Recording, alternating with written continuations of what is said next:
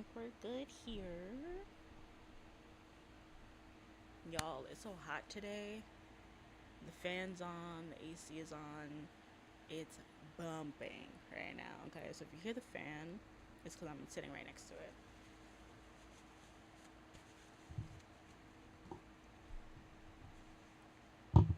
It got hot all of a sudden.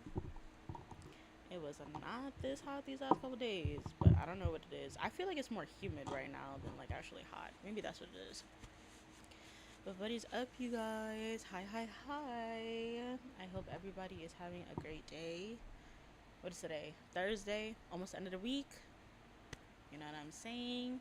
Thug it out, make it to Friday. What y'all got planned for the weekend? You know what I'm saying? What's up, Carlos? Hi, hi. Hair laid down. You see me? I had to. And I switched my glasses. I've been wearing, because I got new frames. Those are like the gold ones that I've been wearing these last couple weeks. But I was like, nah, let me put the black ones back on today. These are like my ultimate faves.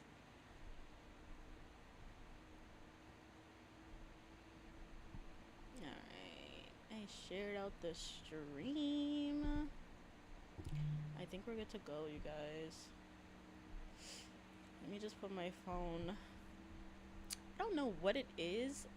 I feel like my phone is usually quiet, right? But as soon as I start doing something, the phone want to be going off all the time. I don't get it. I really don't.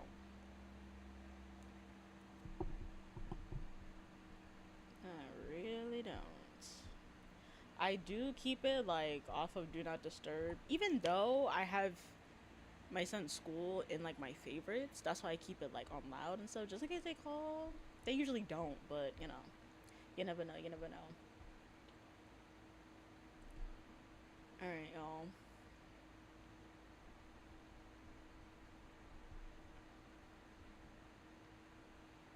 How are we sounding? Am I too loud? Because I do know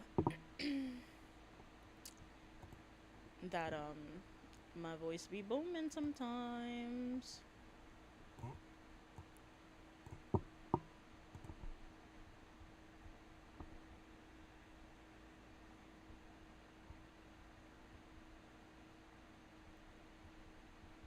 Okay. Nothing important there. We're good. We're good. You sound good. I'll let you know if you need to turn up the game. The game doesn't really have too much, you know, noise, I guess. I mean, I turned it up, but it ain't too much. It ain't too much. Okay.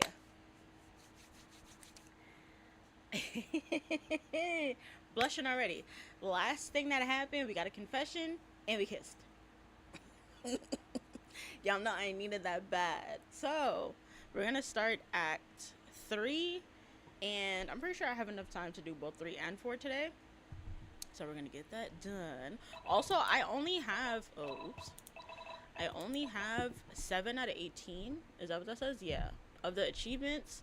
So, y'all know I save after every single choice. I think I'm gonna go back and, like, get every single achievement. What is this? Yeah, Carlos, you don't miss out. You missed out. This is visual novel. We're playing as an exorcist, and our job was, I don't even want to say that's even the point right now, because the way we're feeling about him, oh gosh. We were called to exorcise this ghost, half ghost actually, because his soul is in pieces. So right now we're trying to fix his soul, and we didn't say it yet, we didn't confess yet, but we feeling him bad, and he feeling us bad. So turn game down, it's a bit loud. Oh, it is loud. I can't hear it. That's the crazy part. Hold on. Mind you, my headphones are on like 90 something. That should be good. I feel like this is what I had it on before. I just turned it up just now, but how it sounding now? How it sounding now? Are we good? Like I said, in game, there's not. You see it, y'all know me. The music that Even though the music do be nice, turn that down. I do not be needed it booming in my ear like that.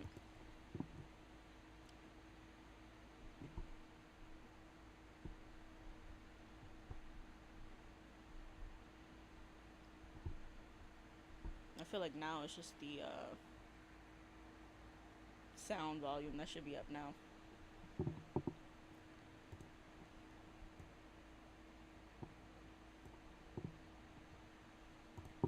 Alright, you guys. Let me load. Because when you're trying to could not hear you over the... Oh, yikes. Over the little... My bad. My bad. Could not hear you over the... I'm screaming. Is it better now? I'll turn it down even more. Like I said, it's just the sound effects right now. It's not even... Like I said, the music I got down all the way. Is it still loud?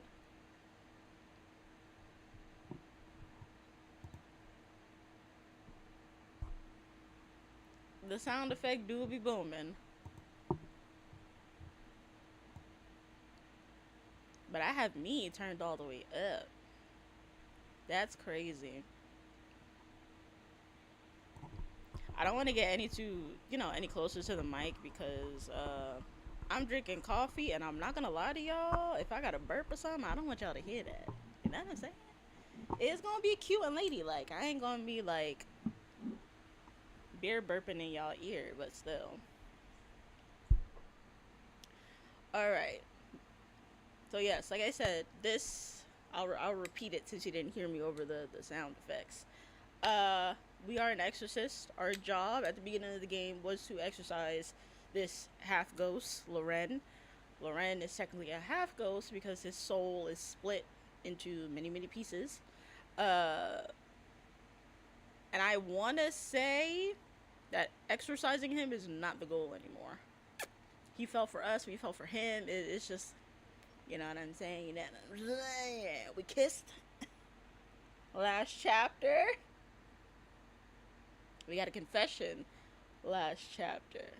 So, y'all know where I'm going with this. Y'all know where I'm going with this. Need that man bad. That's all I'm gonna say about that. So, let's see. The title of this act is Broken Glass, and I'm not gonna front. I'm a little scared. Oh, and we binded a piece of his soul to us. Forgot about that. Yes. So we're linked. All right. I'm gonna start.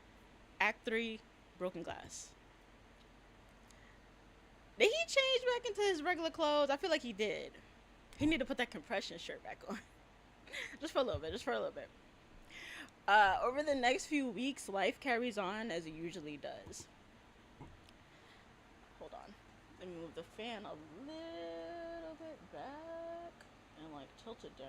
Because like I said, it's so humid today, it's ridiculous. Something briskly hangs over the apartment, not unlike the sound of thunder, a gentle rumble across blackened sky. And without knowing why, you wait and wait for lightning to crack. You suspect it's a bit of cabin fever. You didn't used to spend this much time at home before. Well, before this all happened, you two were busy wandering around other people's homes. Not only that, but things have changed between you and Lorenn. I know that's right. You've been dancing at the very edge of something more than friendship before, but now you still can't quite place the feeling stirring in your heart, murmuring beneath your skin whenever he draws near. Y'all, hold on. My hair was down and nice, but listen, it's freaking hot. All of a sudden, they want to be humid and booming in the city. It's crazy. And I don't want to put the fan directly on me because y'all are gonna hear it through the mic. Alright, that should be good. It's especially noticeable because you literally spend all your time together. In fact, the only time you two were apart was when you were sleeping. Let's change that. Let's sleep together. I do mean sleep, you guys. Sleep. It's a lot. But you care about Lorenn. You care about him more than you have the courage to put words to. And he seems happier than ever these days. How could you ever complain about that? You're halfway through the front door when you hear light footsteps echoing from behind Lorenn's bedroom door and growing closer. He bursts into the living room with open arms. You brace for impact. Oh, he's so pretty! Lorenn sweeps you into a bear hug, burying his face into the crook of your neck and swaying you to and fro. Oh gosh. He's soft like a giant pillow. Oh gosh. We already started. Stop it! You can almost feel your soul slotting together like puzzle pieces. I love that. Lorenn hadn't nearly been this touchy months ago. You wonder if he was holding back for your sake. Cute, you think. He's too cute. He pulls back only to plant a soft a soft kiss on the crown of your head, holding your face as he looks at you. What took you so long? How long were we gone? I was worried food was gonna get cold while you were out. I made food, by the way. Y'all already know? Lorenn be fucking shit up, making it good in the, what's it called, the air fryer. Should I run you a bath while you eat? Oh my goodness. We're getting special treatment, y'all. Lorenn, that's so... What's the occasion? Nothing. But you were out for ages. You must be all cold and sore, and you've hardly been out for an hour or two. That's sweet, but I'm fine. You've already made lunch. You're not allowed to do anything else. Speaking of, weren't you also meant to be out today? I decided to do some spring cleaning instead. I threw out some old clutter. Books, letters, notepads, junk from uni. Won't he need those kinds of things? Anyway, now you'll finally be able to empty the rest of your suitcases. And we can start to decorate. Aww. You look around. Like he said, the living room looks less lived in than it did before. You didn't mind living out of a suitcase. You were used to it. And this isn't your apartment, so you didn't want to take up any unnecessary room. Or there's something else, actually. I was thinking we should head to the local furniture store. We get a new mattress? What for? So we can finally move you into the bedroom? Babes, your bed is huge. Move over. We don't need a separate mattress for that. If you want to buy a bigger mattress, we could do that. And I figured you might not be ready to share the bed. I'm ready. Give me that option. Ready, he says. Don't worry about me. I love my little couch. Promise. And my corner of the living room is cozy. Be honest. Where is all this coming from? I don't know. Lately, I've been feeling so... It's hard to describe. But today, I kept thinking that I want you to feel at home. Just as much as I do. You can't help but smile. Then maybe you wouldn't stay out so long. Oh gosh. Lorenn, you're being dramatic. I literally left about an hour ago. I know, I'm only kidding. Sort of. Anyway, go change into something comfy while I prepare dessert. You're not sure when the shift happened, if there was one, but lately Lorenn has been hovering. Not literally, but when you're home, he trails you like a cat. Cooks your meals, folds your laundry, makes your bed. He started helping you lay your edges down when you go out. He looked up tutorials on how to do it right. I'm sorry. That's adorable. That's adorable. And gets all pouty when you insist you don't need the help. In short, he's taken to doting on and caring for you like a traditional housewife. I love that. You're beginning to suspect the reason why. It's your soul link.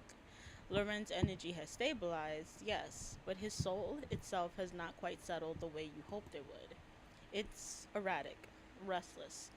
Even though your soul was anchoring it into this plane, his soul was still broken. The piece inside you was just that, a piece. One that was now locked away from the rest of itself, the parts that made it whole. Lorenn's soul piece flickered about like it was anxious, almost. You wondered if Lorenn, at least subconsciously, was trying to calm it down. Trying to make you feel, the vessel, a safer environment for his soul. You don't know how to feel thinking about this. Scared? of something that hasn't happened yet. You're being irrational. Right now, everything is okay. Is it though? Is it though? Perfect. I'll be there by 11 tomorrow. You hang up the phone and sink into the couch. Aww. I feel like something bad is gonna happen. We had all those sweet moments, and I feel like it's gonna be like boom. The call had rudely interrupted your puzzle session, and you had to wrestle your phone back from Lorenn just to answer it. He had betted it was spam, and now he owes you a $5. Was that a client?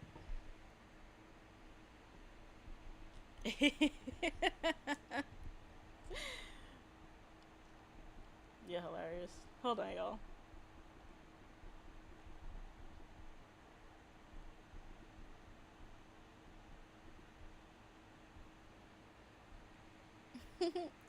Hi. Welcome in, everyone. How are you?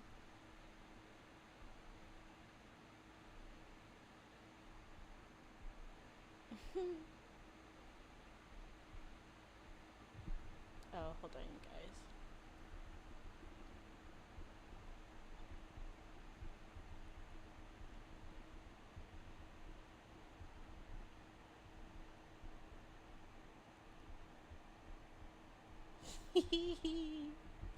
Why did you just put that in the chat? I'm cracking up. Anyway, I thought you didn't take last minute appointments.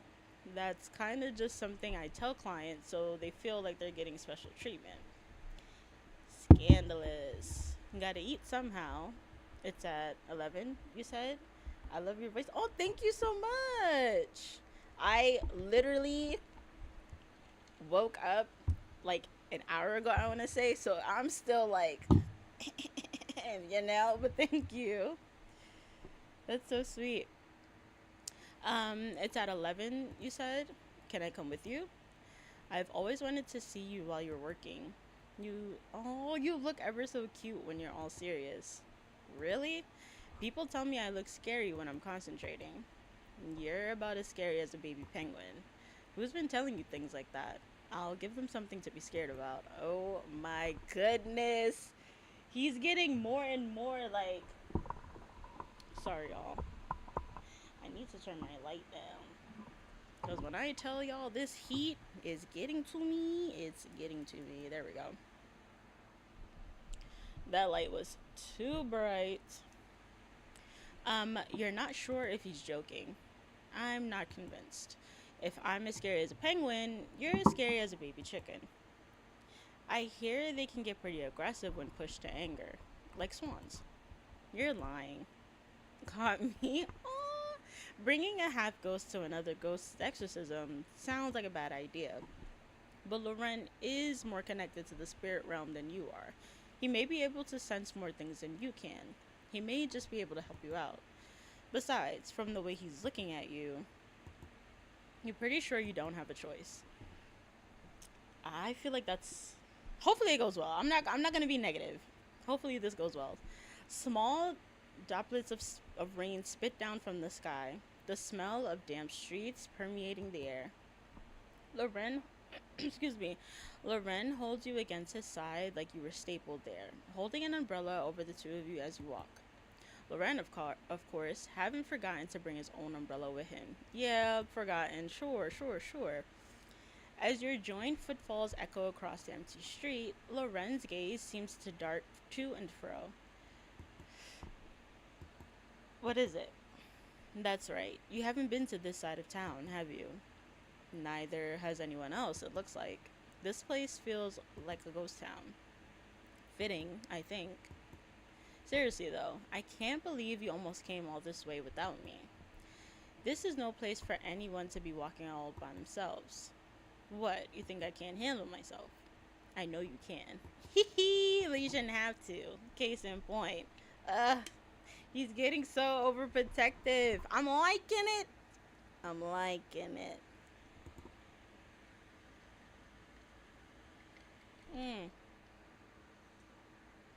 He's getting bolder too with like everything that he's doing. At first he was so shy.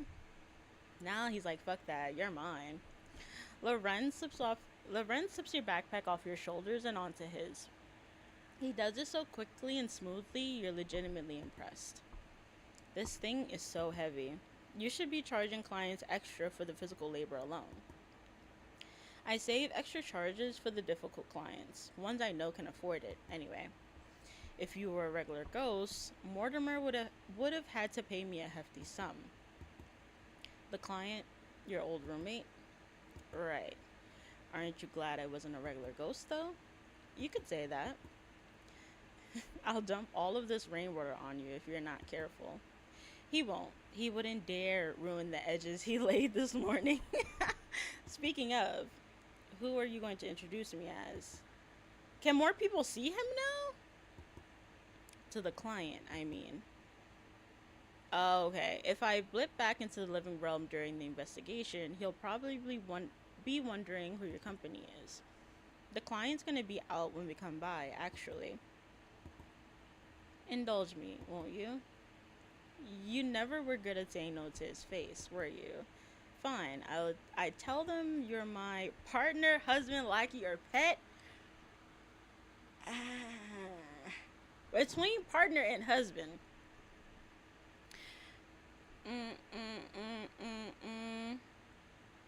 I want another achievement. I can't remember which one it was, though.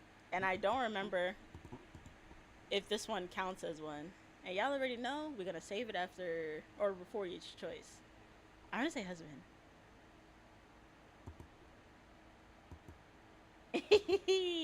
That sounds like a thing, doesn't it?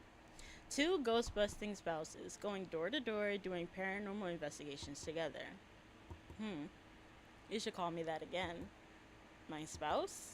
Husband, wife, spouse? I don't mind whatever you choose. So long as we're married. Yo, you're not even dating. Don't let MC. Don't ruin the moment. Okay? Not officially, anyway. Make it happen then.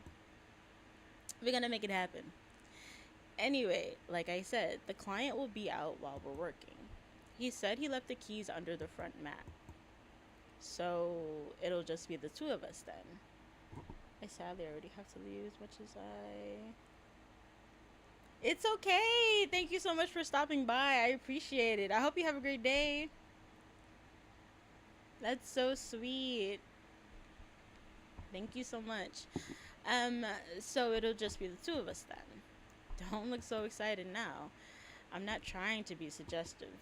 Everything's better with just the two of us. That's all. I'm telling your uni friends. What friends? You mentioned them ages ago. Your friends from your undergrad years. Good luck finding them. I can hardly remember their names anymore. Yikes. Lorenn stops suddenly. He shuts his eyes and takes a breath. All you can hear is the tap tap tap of rain against the pavement, the rustle of wind through tree leaves, the hum of distant engines. I changed my mind, actually. It's nice. Out here. Do you feel it? Out here, in the rain, in the quiet. It's like we're the only two people in the world. Like, everything else could vanish into thin air, and I wouldn't even notice. The gaze that meets yours is heavy, piercing, like a hammer to a nail. He doesn't seem to be able to look anywhere else. You step closer, waving a hand in front of his face. Earth to Lorenn, we've got a job to do. Of course. Lead the way. What was that? Did he want us to stay outside? The first thing you notice is how cold it is. Your breath turns to mist in the air. It wasn't even doing that while you were outside. Next, you notice the tang of dust in the air. Every surface is scuffed and spiderwebs, yuck, dangle loosely in the air, winking in the light. It feels dead. Upon recognizing this fact, you straighten. You kick off one of your shoes, but the moment your soles touch an icy wooden floor, you scurry across the room to go retrieve it.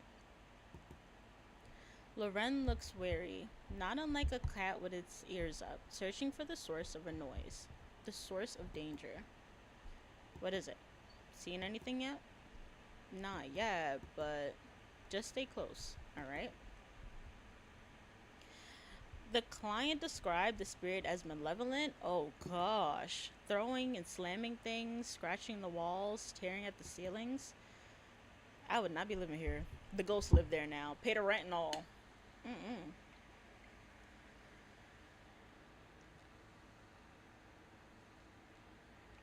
Mm. Supposedly, the client's predecessors had the house built on an old burial ground. That's crazy. He suspects that may be the cause of the haunting. A reasonable assumption, but experience taught you that there was always more to these things than meet the eye. You scan your surroundings. Welcome back, welcome back. Well, what should we do first? We'll look at bookshelves, fireplace, or floorboards. I'll just do this in order. Communicating with the living is hard for a ghost to do, and a common source of anger, frustration. When ghosts struggle to communicate verbally, sometimes they use other means to get their message across, which means the spirit may have left a sign in or near one of the client's books. You walk towards the large, sprawling bookcase at the edge of the room, staring slack jawed at it as it looms over you. You can't find any obvious hidden messages. You could go through all of his books, but that would take ages. You'd die of frostbite before then. Looks like your client's a fan of reading. Well, he is a professor. I guess he kinda has to. A professor? Sounds boring. Isn't your whole degree about... Not all of these are nonfiction. Doesn't he have a teaching degree? In fact, he's got a whole series of books named Roses and Bloodstains. It's a vampire romantasy. Okay. That I definitely haven't read. Yeah, we did. Yeah, we did. There's no shame in reading raunchy novels. I never said it was raunchy. Is it? He knows this by now. You know it's raunchy. Exactly. Vampires have never done much for me. I get the appeal of biting. Lorenn, I need you to stop. Now. Yeah, oh. I don't think I could get over the blood. It's not about the blood. It's about forbidden love. That's most likely what I'm going to pick. People love that trope. Two people falling helplessly in love even though they know they shouldn't. Their desires clashing with societal norms. So, a queer allegory. Every time. All the good ones are. The tragedy only makes it hotter. You really are quite troubled, aren't you? Oh gosh, I'm proud of it too. Y'all know this. We'll look at the fireplace next. In a house like this, with a ghost so keen on messing with its inhabitants, you're sure to find evidence of a haunting here, right?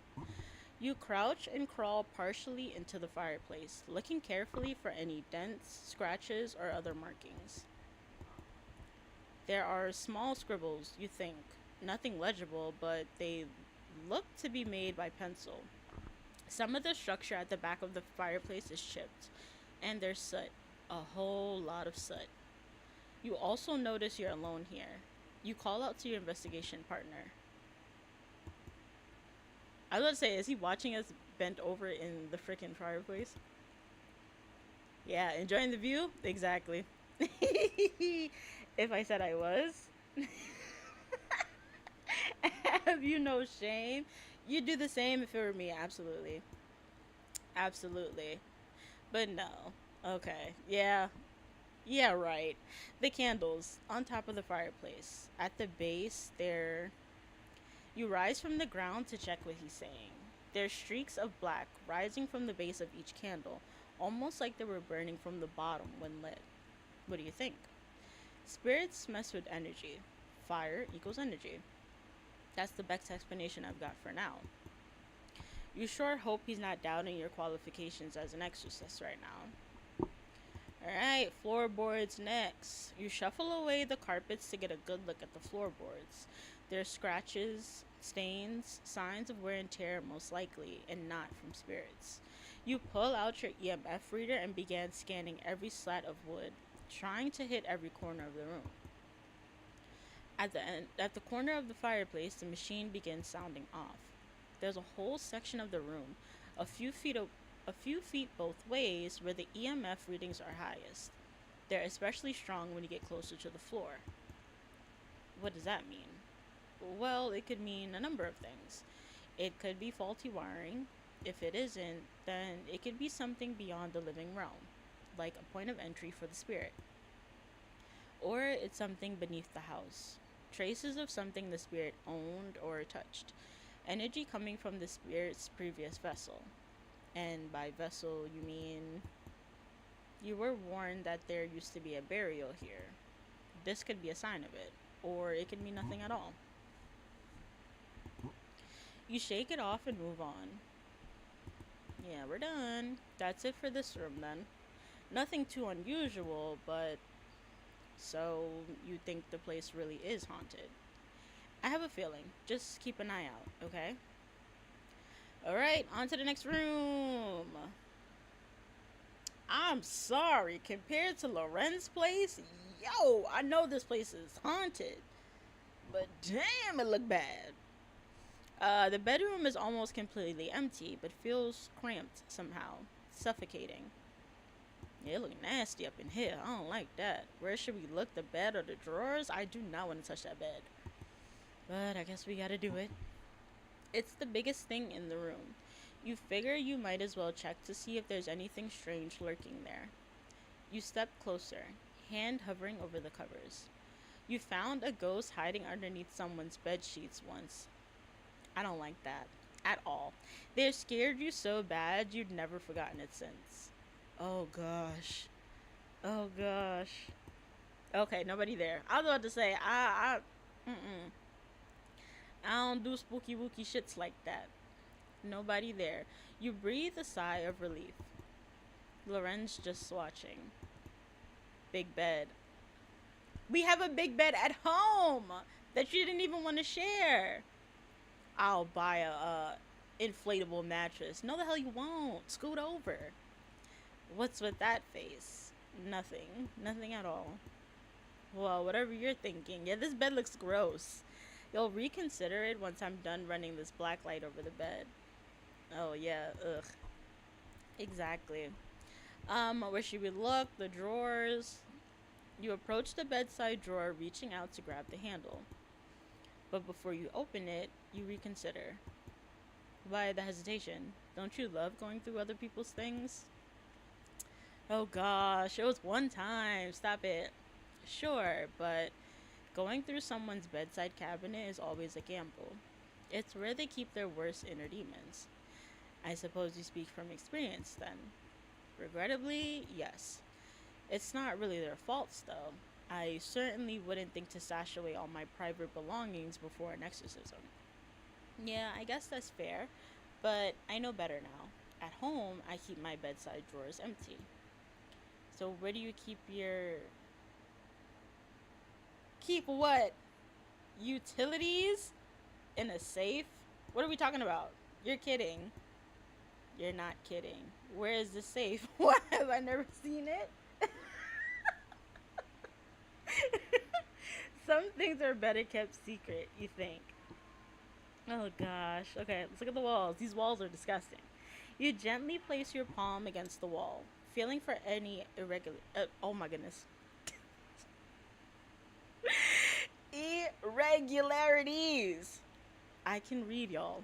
You tap it with your knuckles. No point of added hollowness. Then you hold your breath and place your ear against the wall. Whispers? I would have left. I know this is our job, but I would have left. Faint, like an echo at the end of a cave. One voice, or is it two? What are they saying? I don't like that. Lorenn. You gesture for him to come closer. He joins you, pressing his ear to the wall. You see confusion flash across his face. Then certainty. You don't belong here? That's what it's saying. No problem. Bye. Yikes, you grit your teeth. It's time to move on. I think that should be it for this room. How big is this place? What now? Well, since the spirit hasn't decided decided to show itself to us, we're gonna have to reach out to it first. I don't wanna. Come with me. This house should have one more floor. The higher up, the better. Alright, see this little space here looking nice. That room wasn't it. You enter the dimly lit room, pushing all of the furniture aside. Sitting on your knees, you light a red candle and place it in the approximate center. You hope it might lead the spirit to you. You were right about that part, at least. Oh gosh. A painting goes flying, narrowly missing the top of your head and instead slamming into the wall behind you. The candle topples to the floor. You manage to put it out before anything catches. We're fine, we're fine. You look around the room. The spirit still refuses to show themselves. You're a quick one, aren't you? And not too fond of strangers. That's fine. We'll try this another way. We don't have to talk, just do your best to follow the light. You rise to your feet, lighting a stick of incense and carefully walking in a rectangle. You walk the shape over and over, whispering as you go. O kings across the veil, rend thy gate open. Winged knights, protect us as we go. You feel a stirring at your fingertips, yellow light dazzling behind your eyes. You don't often use this technique. It came at a cost of your own spiritual energy, and rowdy spirits never win easily, but you're more experienced now. You feel confident this time that it'll work. You walk your perimeter of essence a ninth time, then shut your eyes and trace it backwards. You feel the air in the room begin to still. It's starting. Oh gosh. In mere moments, the gate will open. You feel Lorenn stifle a gasp on the other side of the room. It's here. Hiding. Oh gosh. It's okay. I'm okay. Oh, I've got this. Oh, I feel like something bad is gonna happen. You weren't to open your eyes during this ritual. That was key. The caster and the spirit were not allowed to visualize the gate at the same time. Otherwise, it would warp or shut prematurely. You have to trust that the ghost will find it. Persuade them to follow the light. With a breath, you speak to them. You must be scared, right? Lost. Not sure where you've been, where you are, where you're going. You don't belong here either. Let me guide you home. Just then, you feel a presence. Air swelling and ebbing like a flame, and getting closer. The gate is just beside you. The spirit's close. They might make it. You hold your breath. The presence grows stronger. Stronger still. You feel frigid air fanning against your face. A growing pressure, and then... Oh gosh, watch out! You hear a thud, a colliding of bodies, a muffled groan. You blink your eyes open. The spirit, a young gentleman, is on the ground, and Lorenn is pinning him there. Lorenn, what the hell are you? Oh gosh, he was trying to reach for you. Wasn't the gate near us? I don't think that's what he was reaching for. Reaching for your neck. He almost... Aw. You feel the gate growing thin, its energy dwindling. You don't have much time. And if Lorenn gets any closer to the gate, his soul, his whole being might... You reach through the air and feel for the gate, pulling it open. Pure energy shoots up your nerves like a fine needle. Clutching the amulet around your neck, you scream. Yikes. In the corner of your vision, you see the spirit break away from Lorenn. With the remaining strength you have, you grab him by the shoulders. Damn, I'm so sorry. And push him inside. That has to be... I don't want to get mad at Lorenn because he was protecting us, but I feel like as MC being an exorcist, she wants to do things in a safe, guiding way, and I feel like just pushing the spirit into the veil like that, I'm pretty sure we're gonna be upset. Like, that just... Oh man. The gravity in the room seems to cease, then fall again. You drop to your knees. It's done. Oh gosh. I feel like we've yelled at him for less before. Are you alright? Are you hurt? You shake your head, panting. Your head is spinning. Your hand burns. Still, your heart hurts for the spirit. What an awful way to have to go. You're alright? You're not injured? He seems okay, at least. His energy seems stable. If he gotten any closer to the gate, he could have. You need air. On shaky legs, you gather your things and head downstairs. Lorenn quietly follows after. Sorry, boo, but you can't come to no more jobs. It's just to keep everyone safe. I know that he was trying to help, but stay home next time. You're sure you're alright? I can't believe I almost let that thing touch you. How careless of me. Your head is pounding so hard you barely register what he's saying. It tried to grab you.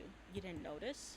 If I had hesitated a second longer, Lorenn, that spirit wasn't dangerous, just scared, confused. I've been doing this for years now. I would know. I would have been fine, but you could have gotten hurt. The spirit could have gotten hurt. Dangerous or not, it can't be allowed to touch you. Had it laid a single finger on you, oh gosh, I would have done worse than just hurt it. Lorenn, now's not the time.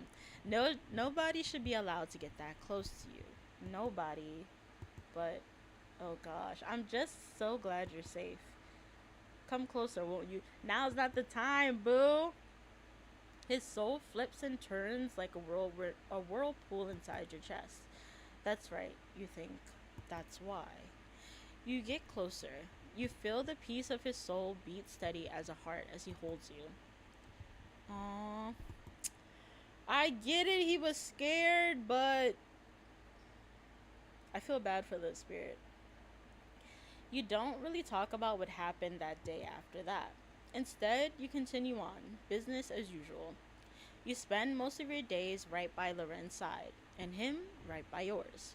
The house is warm, cozy, but a single thought remains in your head throughout, resounding even louder every time you feel his soul fluttering within you. You had something of Lorenn's.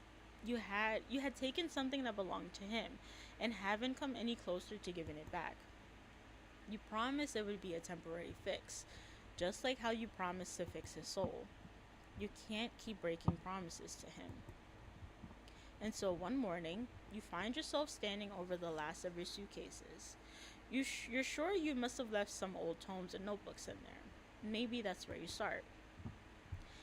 You lay the suitcase down and unzip it. There aren't any books inside. And where you expect to find a mountain of crumpled clothes, oh gosh, you find everything ironed, neatly folded, and smelling of Lorenn's laundry detergent, floral and fresh. He did say that he was cleaning. As if on cue, you hear light footsteps approach you from behind. I was doing the laundry the other day and thought, well, they've been sat in that suitcase for ages now. I figured it would be nice to freshen them up, give them a little love. That's fine. I was about to say, where's the books? I even made space on my shelves to store all your books. Lorenn, when did you have the time to... A few nights ago. I couldn't sleep, and all I can think about was... I tried to sort them in a way I thought you would. I hope I did a good job. You stand up and turn to face him. Oh gosh, Lorenn, this is all so... I'm grateful. I really am. But you don't have to do all of this for me. Poor baby. This is so sad. We need to find a way to get his soul all together. Like every piece together.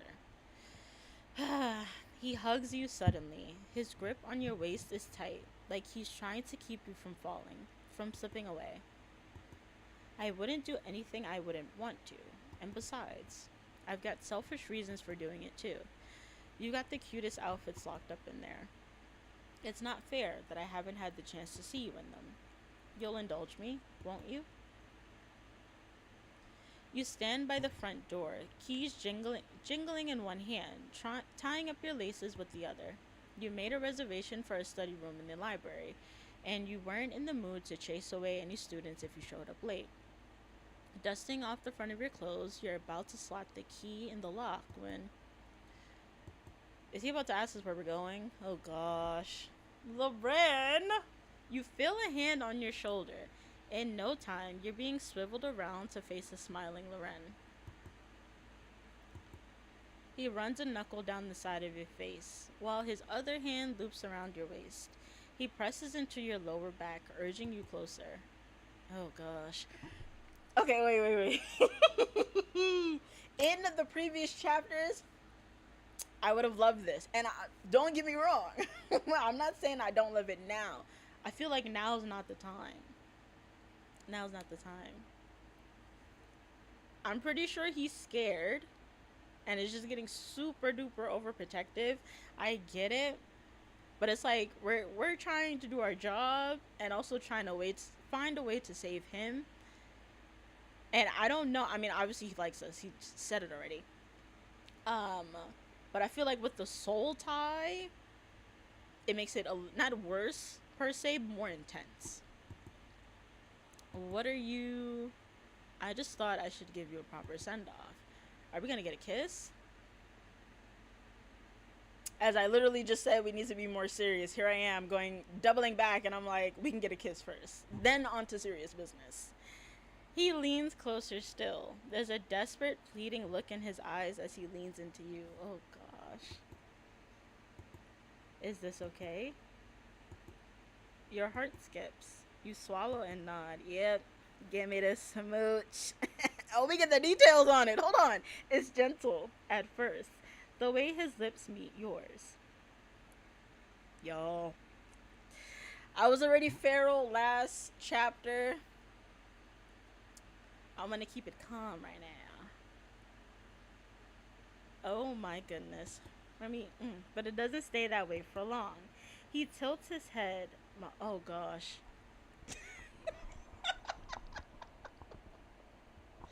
This is also why I'm hot, you guys. I'm sitting here blushing this whole time. His grip on your hip borders on bruising. You stumble backwards, and Lorenn cradles the back of your head to keep it from colliding with the wall. He swallows down the yelp that escapes you. Takes your bottom lip between his own. Oh, I don't think I should be reading this to y'all. No, let me stop. Takes your bottom lip between his own, nipping and sucking until swollen and tender. I like that. When you pull back for air, he chases. Drags your bottom lip back into the heat of his mouth like he couldn't last a second without the touch and taste of you on his tongue. You're warm. Impossibly warm. Breathless, drowning. A tap to his shoulder is what finally prompts him to let you breathe. He releases your lips, peppering kisses down the column of your neck as he goes. Now, you know what? Never mind. This is a suitable for work game, so I'm gonna leave it. I'm not gonna say. I was gonna say, Lorenn, to the bed. I'm gonna be late if you keep... Just how far were you expecting me to go? I'm sorry, you can't kiss somebody like that and be like, okay, bye, see you later. That's crazy. Ouch. You struggle for words. Your whole body is on fire. Go then. Don't be late for your reservation. If you look at me like that any longer, I might just change my mind. You fumble for your keys. Any one of these days, he's gonna be the death of you. See the extra kiss scene? Oh! That was an achievement, you guys. I like that.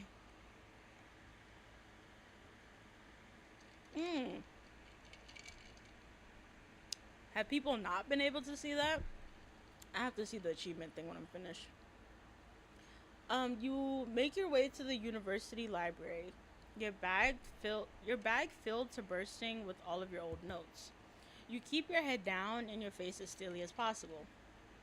Nobody would question if you were a student that way. You have your old ID stashed away just in case.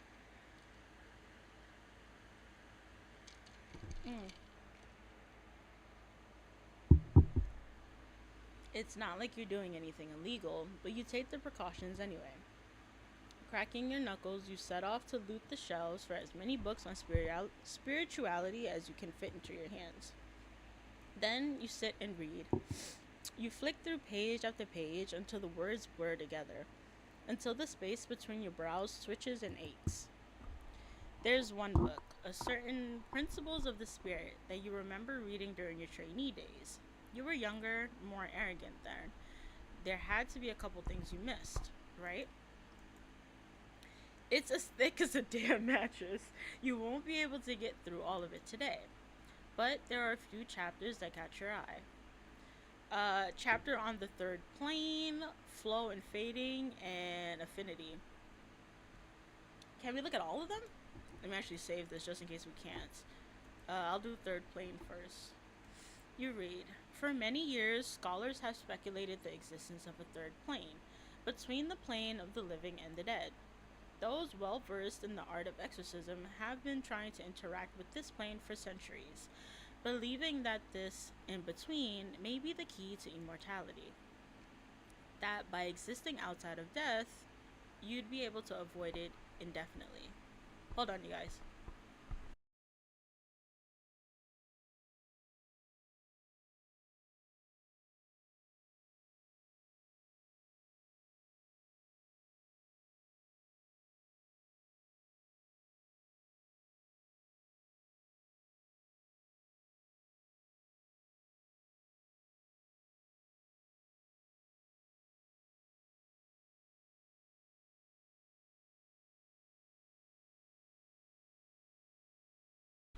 Okay, the balance between the world of the living and the world of the dead is delicate. Any disruptions from outside forces, including those from a hypothetical third plane, could be catastrophic. They used to do dangerous rituals in this part of town. Soul binding, soul severing. Could that have been their attempts to find the third plane?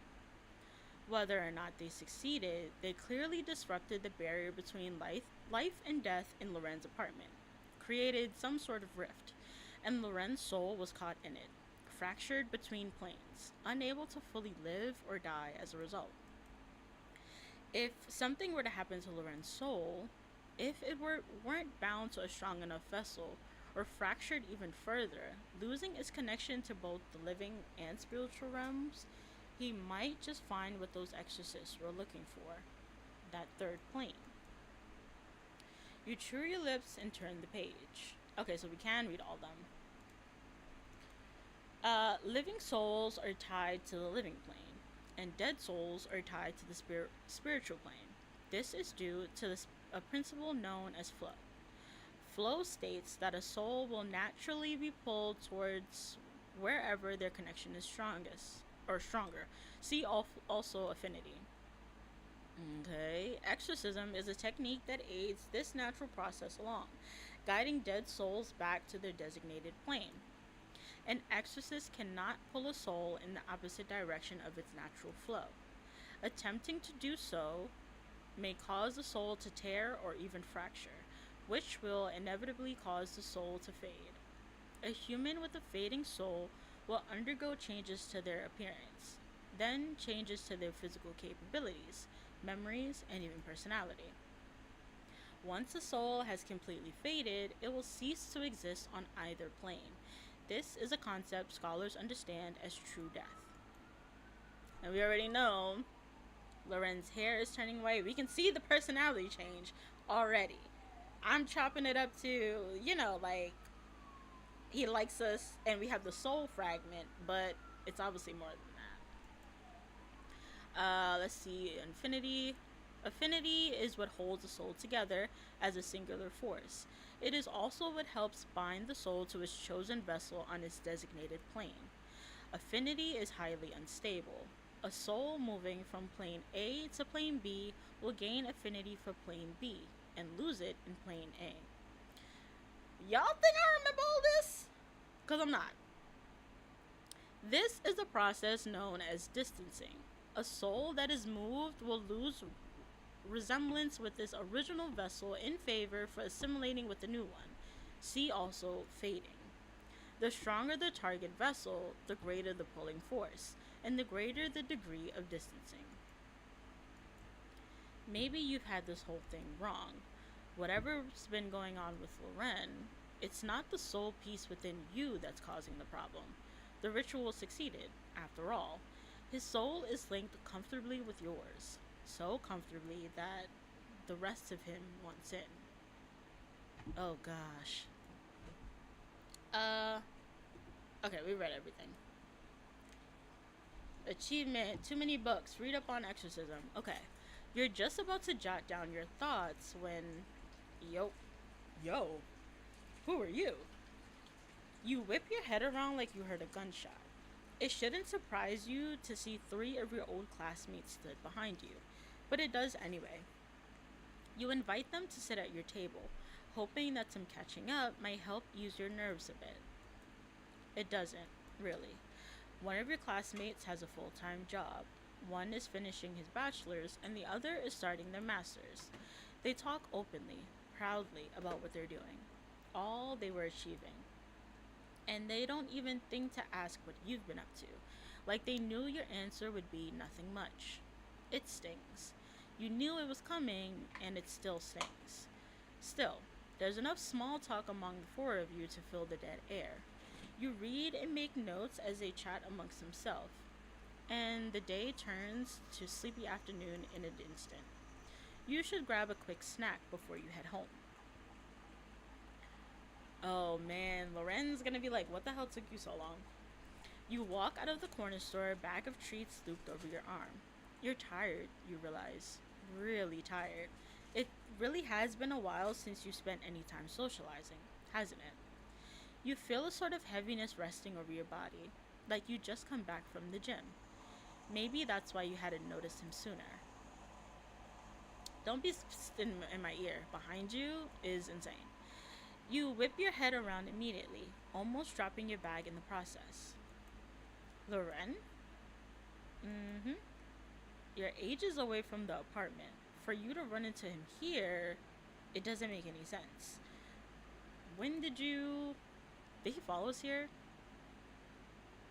What the hell? I'm learning new things about our little soul link every day. Like, for example, if I concentrate hard enough, I can sense you. Sense exactly where you are. Yikes, down to the millimeter. Okay, it shouldn't surprise you. You're carrying a piece of him everywhere. Your body is like an extension of his own. And yet you feel... Lorenn, to come all this way, Why did I come all this way? Because I missed you, silly. And one other thing, too. I could feel it. Feel you were upset. Feel you were in danger. Oh gosh. Was it them? Those people you were with? You saw me and... only briefly. You looked ever so cute, all busy like that. I didn't have the heart to disturb you. Did they do something to upset you? Is that why you're out here instead? No, Lorenn, I'm okay. They're just a couple of old classmates. I just came out to get something to eat. Then why not come home with me? You've been out all day, working so hard, talking to all those people. I deserve some of your attention too, don't I? Once the soul has completely faded, it will cease to exist on either plane. This is a concept scholars understand as true death. Those words ring at the back of your mind like a siren. Lorenn, yes, what is it? About our soul link. I'm worried. I'm worried it's hurting you. Hurting me? I feel better than ever. I realize that, but... I spent so much time alone. Alone and trapped, and you saved me. You set me free. This is not free. I didn't. Lorenn, You're not free. You're stuck. Just in a different way. And the longer your soul stays bound to me, the longer it stays fractured like this. Stuck. But I'm stuck with you, and you're stuck with me. I wouldn't want it any other way. Yeah, he's not getting it. He's still not understanding what you're saying. You don't know what to do. All this time, and you still worry about me like this. You're so cute, I can hardly stand it. We need to go back home, sit back on the couch where we've had two previous serious conversations, and be like, yo, this is serious business.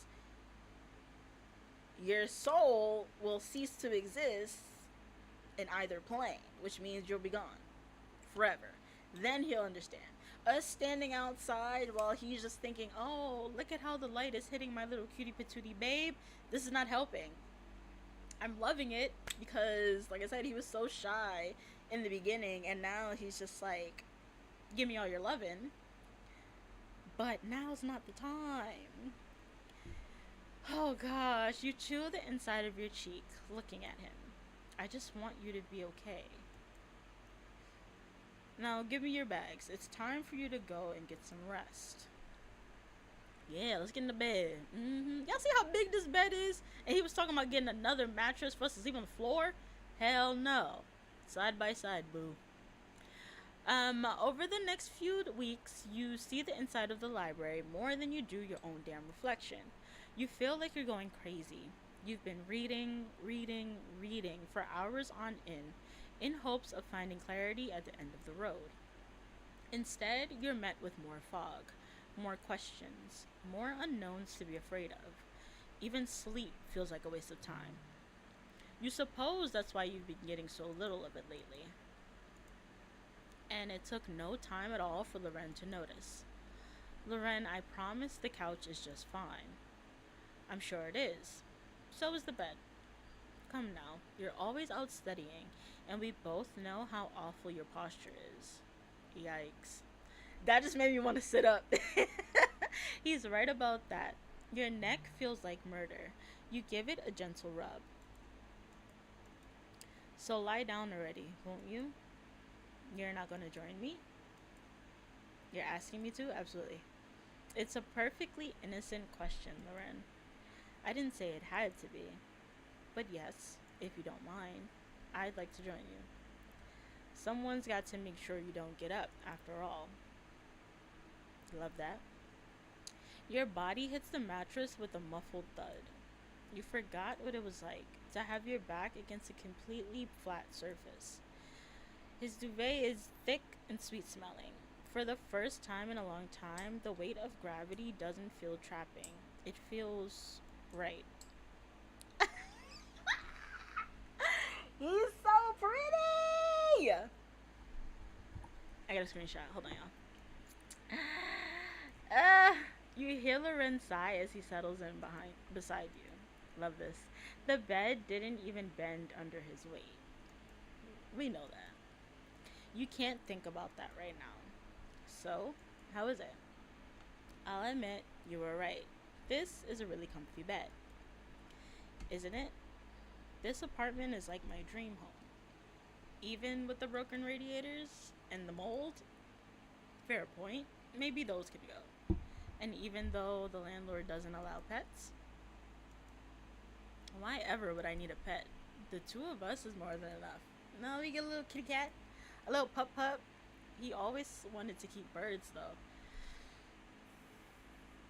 Sorry y'all, fuck them birds.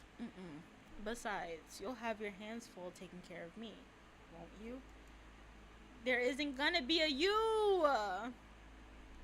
I can be very, very greedy after all. Stop it. And I'll have my hands full taking care of you. Only you, and no one else. Oh gosh, Lorenn edges closer, taking your hand in his. He runs his touch across each finger, every callus and crease. Oh gosh. You've got such lovely hands, do I? I remember the way you held mine in yours, the day you told me I was a spirit. Strong yet gentle, like you were willing to do anything to protect me. He brings your hand to his face, his lips ghosting the back of them. I love looking at them. I love touching them. His gaze trails up to meet yours. And I love your eyes. I love your cheeks, your soft lips, your neckline, your shoulders. Oh gosh. Your tummy, your legs. I love it all. I love. Holy shit! Y'all, he done came out and said it. See, last episode he was just like, I love everything about you. But this, I have the screenshot.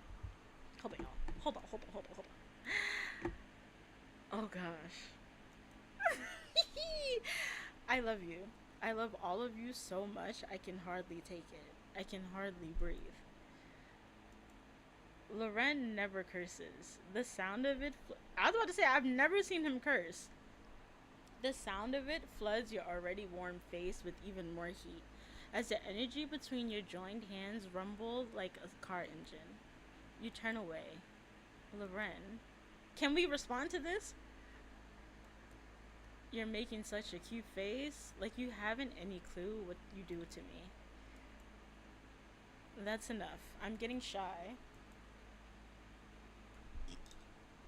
Dog. Look at me. Oh gosh. You feel your own heartbeat doing somersaults in your chest as you drag your gaze back up to meet his. I'm fumbling so bad right now. This right now got me a little nervous in a good way. He looks pleased. The wording of this, I cannot. Just like that. Look at me. Nothing else, no one else, just me. Can we stay like this? If you had plans, I cancel them. Please. I need you here. Just like this. And I'm not going nowhere. I'm not going anywhere. I'm gonna save it. But y'all already know what I'm gonna say. I'm staying. Like, it feels like you can feel his soul glowing, beaming inside you. You spoiled me, my sweet love. Oh my goodness. Can we respond to the love confession though, or are we just gonna be shy about it? Come closer, won't you? I don't think I can handle that right now, but you know? For today, I promise I'll behave. Don't. In the evening, you return to the couch for the night. Sleep comes easy at first. Lorenn was right. You needed to rest, needed to switch your brain off just for a bit. You miss how things were before. You miss not knowing, miss taking every day as it came, not knowing about what would happen next. What was destined to happen from the very start. You wonder, had you not stalled for time, if you had managed to figure everything out sooner, what would have happened by this point? Where would you both be? You stir on the couch, a ball of dread growing out tight within your chest. You squeeze your eyes tightly shut, the dark somehow not dark enough. Then suddenly, you feel a tap on your shoulder. You jolt, eyes snapping open. What's going on, boo? It's Lorenn. Of course it's Lorenn, but he's at the end of the couch at this time of night, just staring at you. The hearts in his eyes, oh my goodness. You woke up. I'm so glad. Lorenn, I'm sorry to wake you. I just had to see you, but I figured it would be inappropriate to do so while you were still sleeping. Is he really doing this, or are we dreaming? This doesn't even look. Hold on. You shift slightly, still groggy with sleep. Lorenn's eyes seem to track your every movement. Are you okay? Since earlier I am now. I'm more than okay. I couldn't sleep. I could hardly breathe. Felt like my ribs were being torn open. I couldn't stop thinking of you. The whole room feels dreamlike, airy. It's so quiet, like your ears are filled with cotton, blocking out all the world's sounds, except for his voice. I can feel it sometimes, you know? My soul, my entire body calling out to you. I try to ignore it, I really do, but this time, I just couldn't. Forgive me, I just couldn't take it anymore. What? I feel like this is a dream. I should let you sleep, shouldn't I? You must be so tired. You were out so long yesterday. Left me here waiting and waiting. It's like I could breathe again, you know? The second you came home. The second I could sense you. See you, touch you. I want to carve your shape into my memory. I'm trying to be serious here. Hold on. Every breath you breathe, every sound you make, until all I know is you. You shouldn't leave me for so long next time. It isn't fair. Everyone else gets to spend all that time with you while I told you. I told you I was greedy, didn't I? Forgive me. I think when it comes to you, I don't want to have to share. I don't want you to have to do anything on your own anymore. You don't have to be alone. Not with me. I won't let you. Thank you, or are you sure you're alright?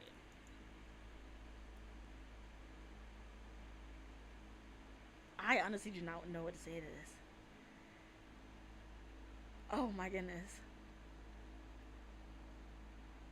I'm gonna say thank you for right now. I appreciate it. I do.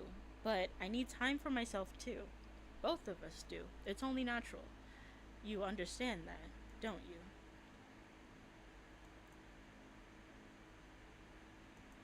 I can't even think straight. All I want is to be near you. Oh gosh, I don't think it mattered what we said. He's not hearing what you're saying. It's like he's drunk. You'd think he was if you didn't know him any better. His hand is shaking.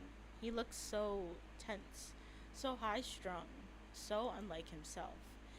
Maybe he needs this. His soul needs this.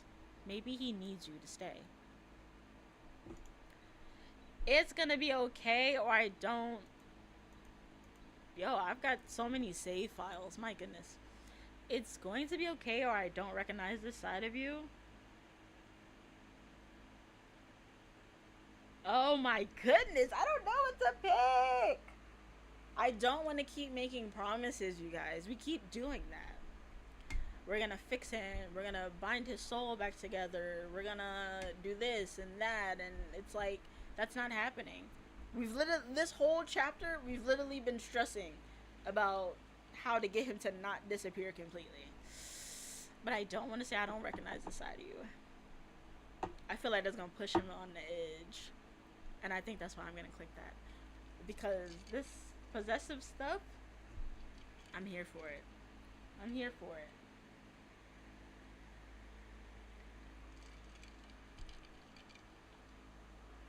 I'm gonna say it's gonna be okay. It's okay, isn't it? You don't hate me for needing you like this? No, of course I don't hate you. I just. Oh gosh, you're so sweet. But I'm okay. So long as I have you, I'm so happy I can hardly take it. Lorenn trails the back of his hand up your arm, energy rippling beneath his fingers. He hums, satisfied. It's fate. It must be. You were destined to come here, to meet me, to save me. Because that's what you've done, isn't it? No, I did not. That's the thing. I don't need anything but you. And pretty soon, you won't need anything but me. Will you?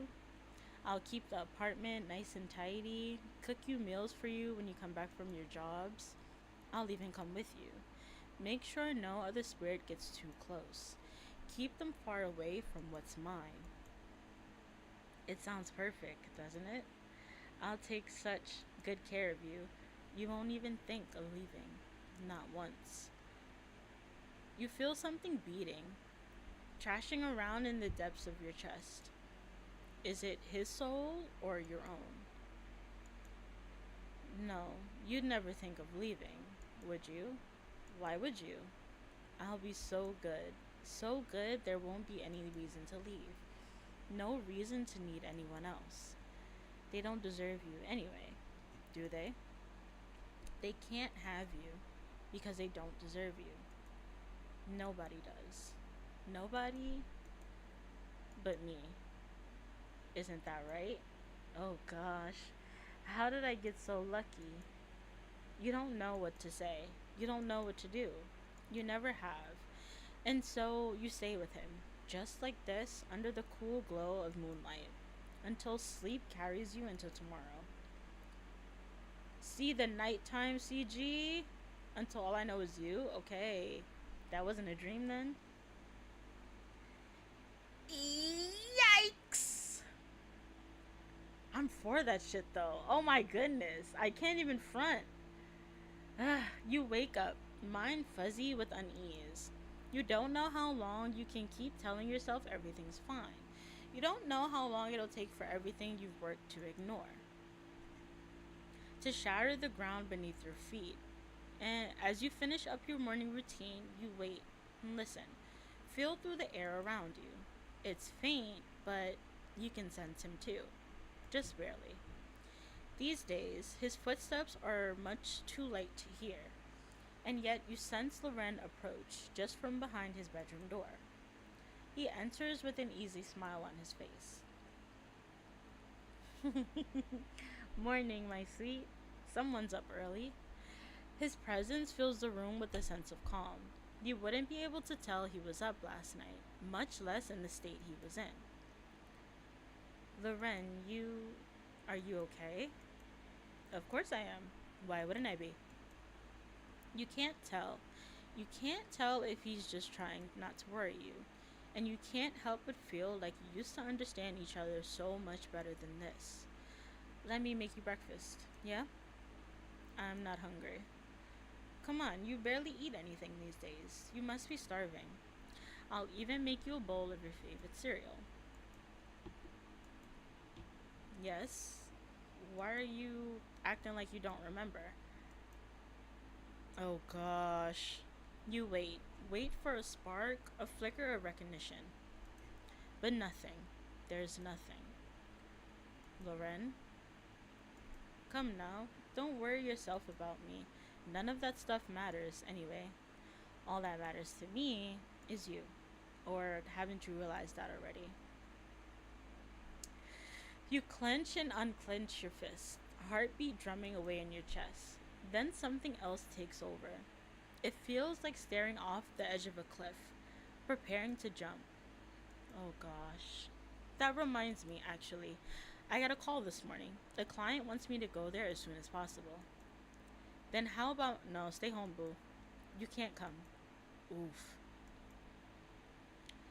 The spirit soul is sensitive. I'm worried your soul might accidentally mess with the exorcism. I see. Well, hurry back, won't you? Or I might just have to come steal you back myself.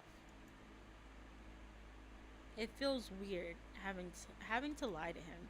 It scares you, having gotten to this point. You're scared and confused, and you're walking as fast as you can to the only place you can think to go. Are we going to Quinn's house? What choice do you have? Yep. You almost feel sick, stood in his doorway again. You know how he is. You know he's going to take every opportunity to point and laugh at you, delighted in your suffering, and the look on his face makes you feel even worse. Let me guess.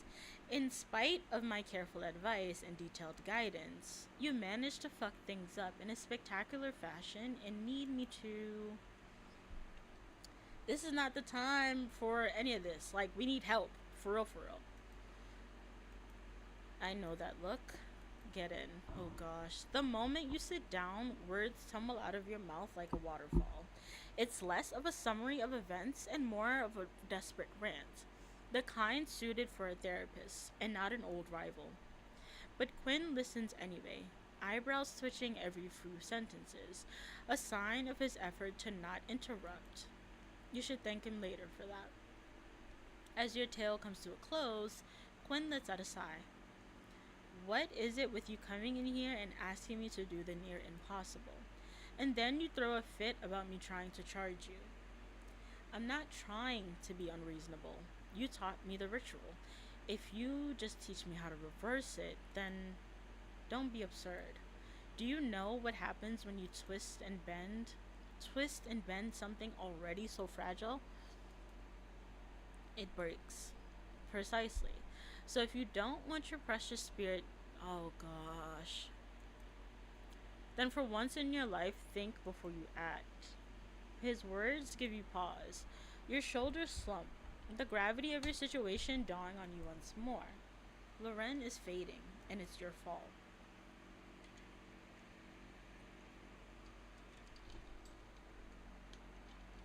The binding could have killed you.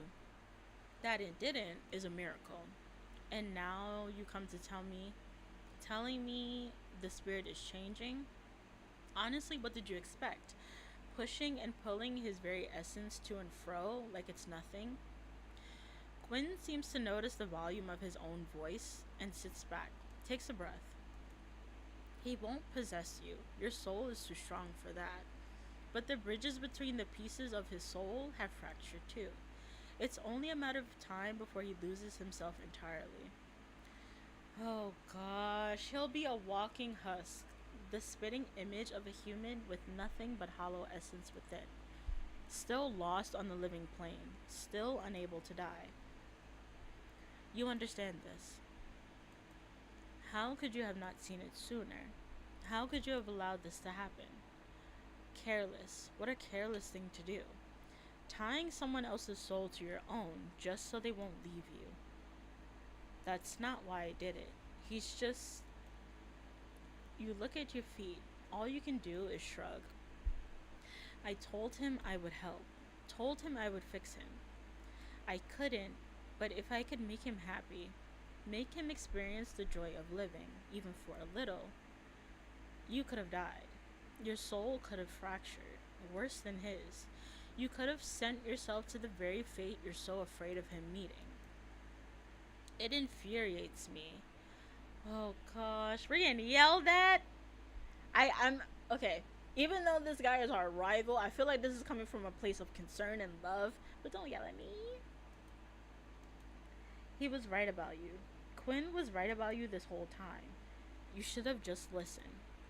The boy loves you. Does he? You shake your head immediately. No, this is something else. He's afraid. Afraid that I'll leave. Afraid of being alone. Afraid of what's happening to him. But you love him. I'm not even gonna lie. I'm gonna save it. I did some research after you left. The techniques they used to do on that plot of land. Ancient, dangerous rituals. The chances of success are slim, and highly dependent on both the spirit and the caster. In a typical exorcism, a spirit has only one place to go. But a spirit like this, whose affinities are all over the place, there's no telling where he'll.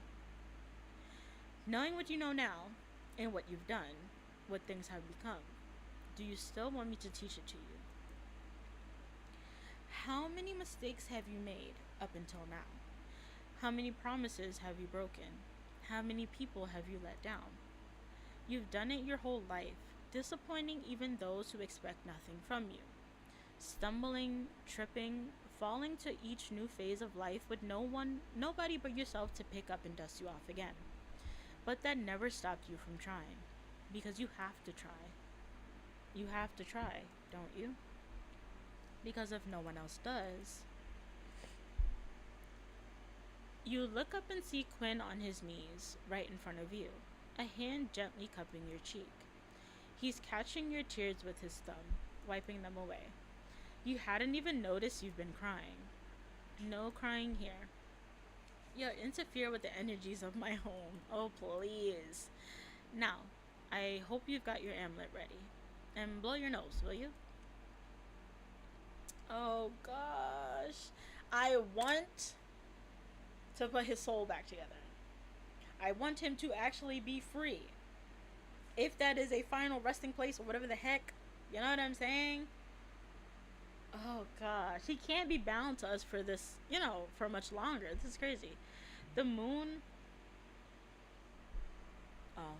The moon will be full tonight. Lorenn is out shopping. You told him you'd be out too.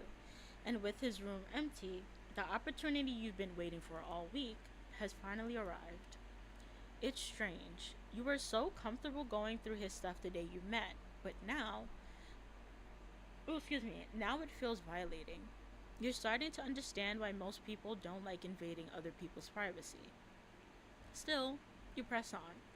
You collect belongings that you know Lorenn holds dear: a little bird keychain, a pair of fluffy gloves, an old lanyard from his bachelor's degree, his ID. Actually, he doesn't seem to value his ID all that much. You put it back. Yeah, it was definitely like under the couch for weeks. As you stuff each item into your bag, your eyes land on something in the top drawer. On the letter! It's his intention paper boat. He kept it there, in a drawer with his passport and bank statements. You promised. You know you promised it would be for his eyes only, but are we gonna read it? You unfold the boat patiently, just like you know he would. The ink has bled slightly from when you sent the boats across the river, or the water.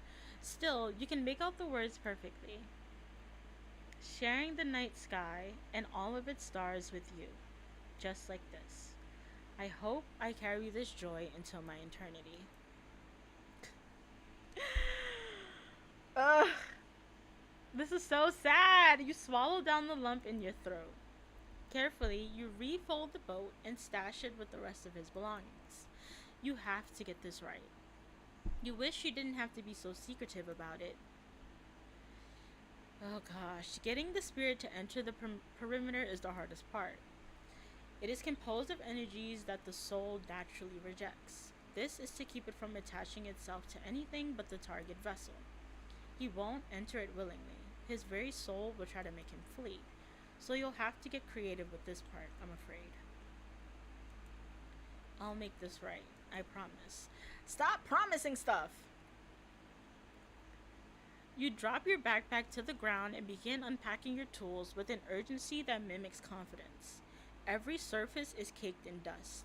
There are cobwebs dangling between the moving boxes, and you can see spiders scurrying away, your presence a sign of incoming danger. The air is stiff and cold. As you scatter crystals, effigies, and cleansing salt around the room, you grow thankful that the house is empty, that your parents are on vacation. If they knew what you were trying to do in their storage room, they'd never let you hear the end of it. On the floor, you draw a perimeter of chalk, not a cage, a carriage. You place one of Lorenn's belongings at each corner, pausing as you hold his intention boat in your hands. How little you both knew back then.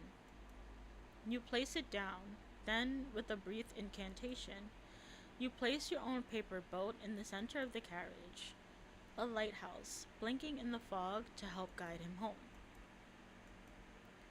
You feel a dull thumping in your chest, like a knuckle tapping against a closed door. Your palms grow damp.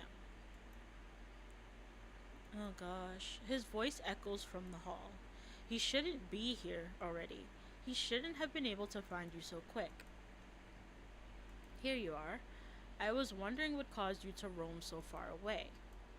You're not running from me, are you? You take a step back. You can't hear his footsteps, but you can feel his presence growing stronger. Fingers closing in around the room's neck. Enough playing around, my sweet. It's time for us to go. He takes a step inside the perimeter. Now's the time. You squeeze the amulet around your neck. Energy seeps between your fingertips.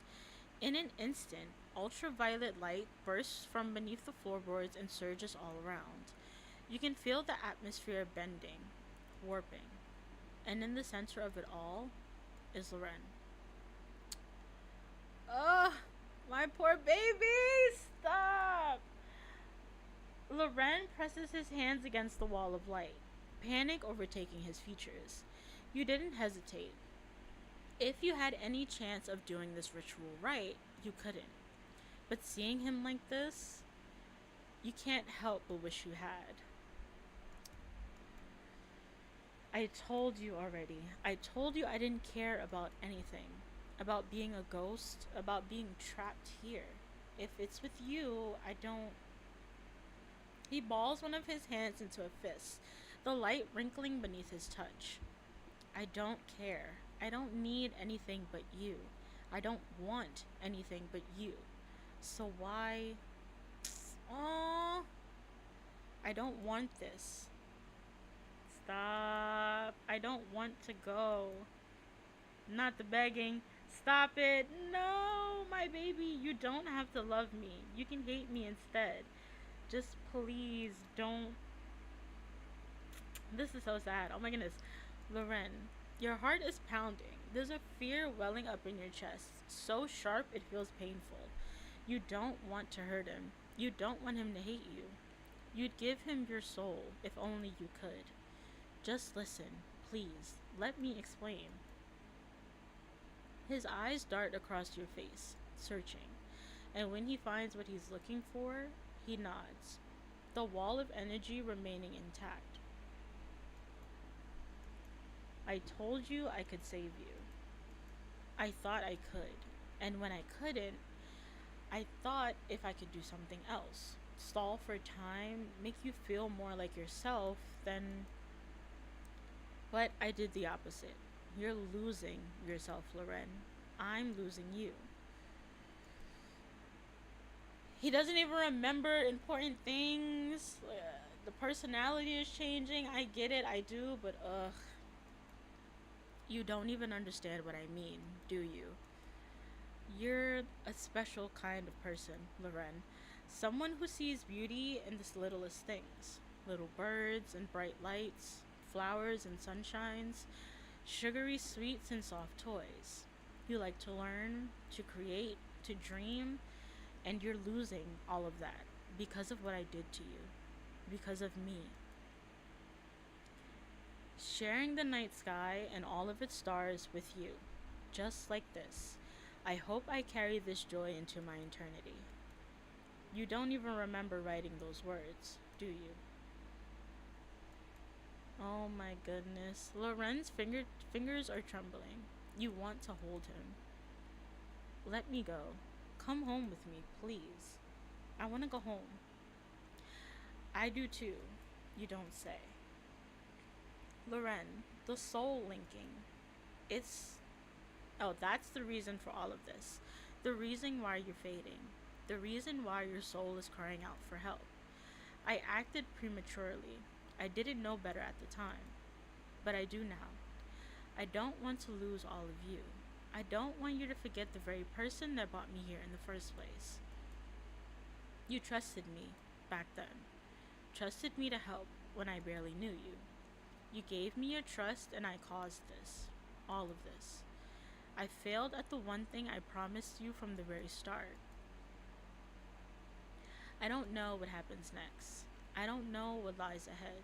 I wish I did. But I know that whatever happens, you'll be you. Fully you. The way it should have always been. I know it's scary. And I'm scared too. And I know it's selfish to act. But I need you to trust me again. And this time, I won't break it. Oh. Behind the wall of light separating you two, you see something in his gaze begin to yield. You've seen that look before. You've seen it almost every time you help a spirit pass on. The look of someone about to dive, about to fall without knowing where they're landing, and being alright with that. You never thought you'd see Lorenn make that face. Part of you hoped you never would. Okay, I trust you. Oh, not the tears! Stop! Dog. At your name, his voice quietly breaks. Tears spill freely from his eyes, dazzling like pieces of broken glass. You place your hand on the other side of the wall, just over his, outside his carriage, looking in. You can almost feel him like this. You should have hugged him tighter. You should have hugged him tighter every time. Aww. My baby! Okay, you shut your eyes and grasp your amulet. An ancient prayer leaves your lips as the energy in the room begins to swell, spilling in from across the veil, entangling itself with every living atom. In the dark, you feel the pull and lift of exorcism, of a boat being pushed out to sea. And as light spirals around Lorenn, a single thought rings in your head. Please don't let this be goodbye. Oh my goodness, your eyes flicker across the room. Lorenn is on the floor, his body motionless. You almost don't want to check. You're scared to check, but you have to. On trembling legs, you rush to his side and check for signs of life. Okay, there's breath, pulse. Your lungs empty with a sob. You're breathless, shaking. The fear from earlier is so strong your body can't even stomach the relief. But he's alive. Despite everything, Lorenn's soul has chosen to stay here. It takes ages for you to drag Lorenn back home and into bed. Now the weight of a grown man and not a ghost, you slump his body over your shoulder and stumble across the street like two best friends after a weekend-long bender. You ignore the concerned looks and decline the offers for help. Tiring as it is, this is your victory lap. You tuck him into bed and lay alongside him, watching the steady rise and fall of his chest, and holding his wrist to count his pulse. 16 breaths and 56 beats a minute. That was normal, right? You aren't trained for this kind of thing. But still, you don't take your eyes off him. You can't. Not until he wakes up. Not until you're sure he's okay. You refuse to sleep. But sleep doesn't refuse you. You awake with a start. Apart from yourself, the bed is empty. What? Where'd he go? He couldn't have ascended while you were asleep, could he? Propelled by fear, you dash out of the bedroom. Lorenn, oh my goodness, and without even checking the living room, you find yourself headed to the place where it all started. You turn into the kitchen so quick you almost feel dizzy. But in spite of your greatest fears, and in spite of all the odds against you, there he is, standing right before the kitchen counter like he always does. He jumps back slightly when he sees you, shoulders drawn up to his ears. Don't just run in like that, silly. I thought I was gonna hug him. Yeah, no words, no words. You press your face right into his chest and squeeze him, sobbing, reminding yourself of all you could have lost, rejoicing in the fact that you didn't. Lorenn wraps his arms around your waist, squeezing you right back. Good morning to you too. You look up at him, at that easy smile you had sorely missed. Oh, your eyes are blurry with tears. Your face is all wet and gross, and yet Lorenn cups your face and looks at you like you're a blossoming flower, a beauty too fleeting to look away. Are you feeling okay? What the hell? I'm more than okay. Scared? Of course. What the hell do you think? Exactly. Might as well ask. But there's no need. There's no need for either of us to be scared right now. You did it. You did the impossible. You brought me back to life. I feel like we gotta check for real, for real. I think we both did. For a while, you simply hold each other. Not once do you reach for your amulet to check the spiritual energy within him, within the home, because you can tell. Okay, I was about to say, from the warmth, the energy radiating off of him, the strength behind his touch, the man before you is no longer dead. For the first time since you've met him. I like that. Lorenn's hold grows looser suddenly. You search his gaze for an answer. I'm sorry. The way I've been acting towards you, as of late. I must have caused you so much distress. You shake your head. It wasn't you, it was the soul link.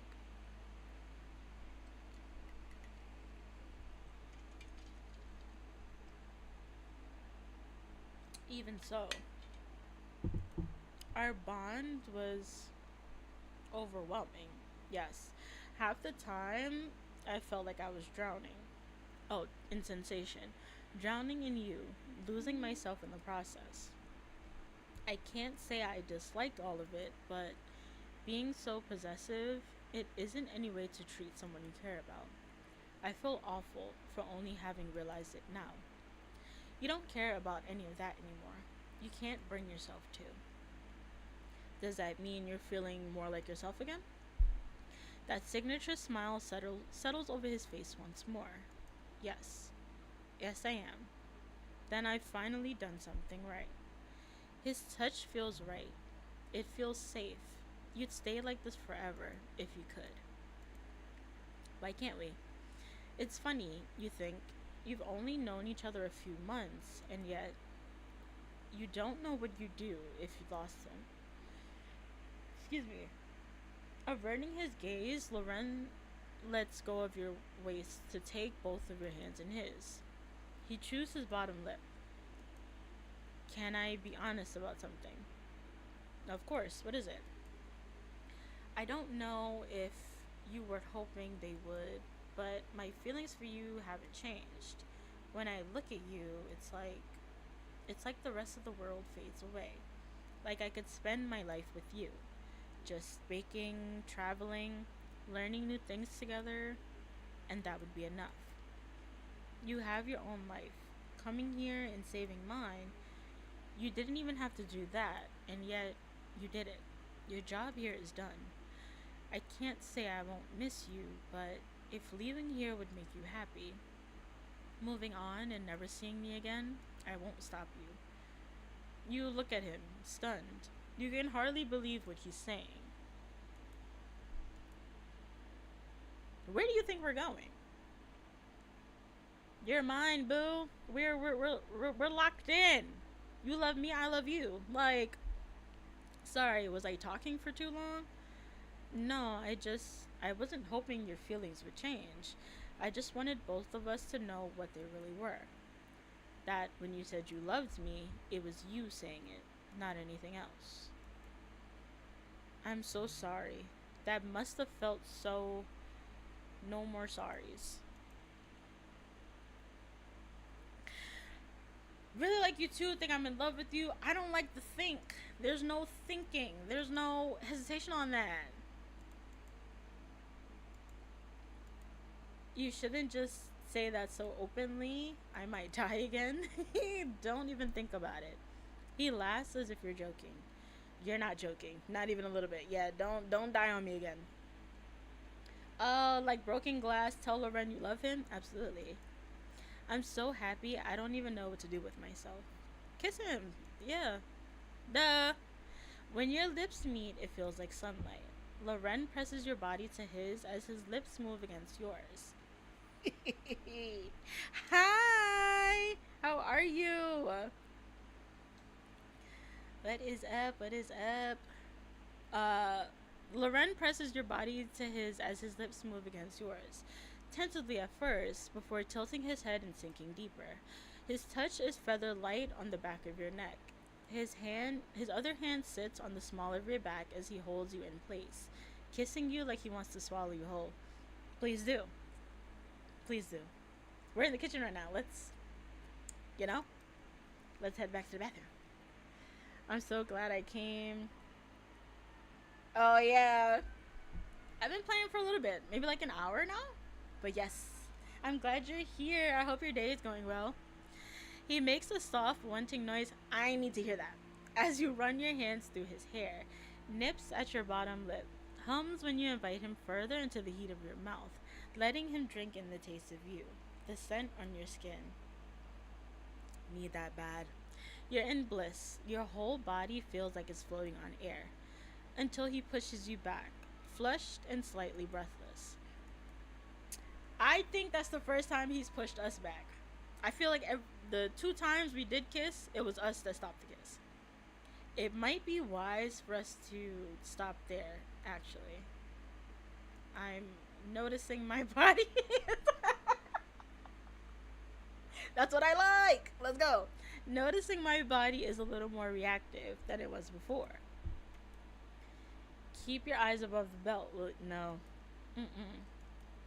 As you two finally break apart, you toss a glance over the room at this little apartment, this space you'd shared together for so long. So I was thinking, sounds terrifying, but go on. Anyway, I think we should move somewhere else together. What's wrong with this apartment? There's mold? And that too. Other than the fact that it ripped your soul into confetti one random day and caused all this mess? Fair point. But without this apartment, I would have never met you. It deserves a little credit for that, don't you think? And I'm happy to dish out that credit from a healthy distance. If your soul fractures again, I'm not banking on that ritual working a second time. I refuse to risk losing you again. Well, if you say it like that, I suppose we could start making arrangements. Together you spend the evening drinking hot chocolate, snuggled up on the couch, going through apartment listings together. Lorenn's touch doesn't leave yours for a single second, like he's scared to waste what you two have fought so hard for. You don't know what happens next. You kind of never have. But you know that right now, everything is okay. That's more than you could ever ask. Obviously, like... and that's exactly what I'm gonna click. Just checking. Io, you should know. It's early in the afternoon. With a collective huff, you and Lorenn place the last of your boxes at the bedroom entrance, dust scattering as it hits the floor. The last of your heavy boxes, anyway. There were a couple of practically empty ones still sat just outside the apartment. But the worst of it is over, you think. You hate moving. You've done it all your life, and you still hate it. But this time, you think it'll be worth it. You straighten yourself out with a long stretch and turn to your partner, who is leaning heavily against one of the boxes. Hair frizzy. Oh gosh, let me see. Come on, Lorenn. Final push. Give me a second. My back is killing me. You join him on the floor, an act of sympathy. If only there were some way we could have avoided this. I heard that. Why on earth should we have to pay someone for something we can do ourselves? Do ourselves with great difficulty, you mean? Hire movers next time. Hopefully we don't have to move anywhere else, but next time, hire somebody to do it. It's good exercise, and moving vans cost a fortune these days. Besides, I don't want a bunch of strangers going through my stuff. You suspect this is the real reason he didn't want to hire a mover. What could you possibly own that you're so afraid of people seeing? Oh, nothing. I just believe in firm boundaries is all. If you're going to go through my things, you might as well move in with me. I guess that is what happened to me. A trap I carefully engineered from day one. It wouldn't surprise me. You're insulting me again, I think. After a few drawn-out sips of water, you both manage to get up and tackle the last of your boxes. You really are quite tired, and seeing the mountain of things you both need to unpack before you properly settle in only makes it worse. You both laid the bed earlier, a precaution. Look, okay, hold on. Give me 2 seconds, y'all.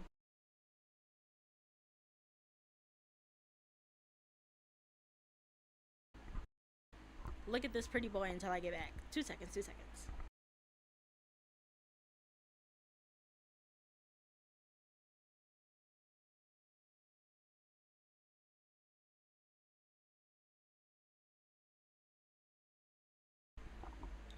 Alright.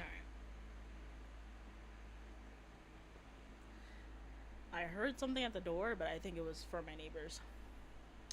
Uh, you both laid the bed earlier, a precaution, Lorenn said. in case you didn't manage to unpack everything in one day. But the thought of waking up to more boxes tomorrow, it makes your head hurt. You jump slightly. Definitely, my man, my man. I'm loving this. You jump slightly as Lorenn's hand finds its way to the small of your back, applying a comforting pressure. What's the matter, my sweet? Is the clutter freaking you out a bit? You really are that easy to read, huh? I think, yeah. I just need a second. Take as many as you need. Actually, how about this? Let's start tossing stuff out. We ought to have done that. I was about to say, y'all should have done that beforehand instead of moving into the new place. Better late than never. He has a point. Less stuff in general means less stuff to sort out, right? Let's do it. Lorenn gives you ways to squeeze before pushing a few boxes to the center of the room. Neither of you had gone through the trouble of labeling them, which made the task of unpacking even more daunting. But you ought to start somewhere. You look at all the boxes in front of you. Let's open the box wrapped in black and yellow tape. That sounds terrifying. I'll start with the heavy box. You flip open the box that has caused you and Lorenn the most trouble carrying in, and immediately recognize its contents. This is mine. Stuff from when I was a kid. I didn't want them to collect dust in my parents' house. Now they're collecting dust with me. Come to think of it, we should probably throw the stuff out. Without even looking at it, there's nothing of value in there, I can assure you. Nonsense. Defiant, Lorenn starts digging through your old stuff. You watch somewhat anxiously from over his shoulder.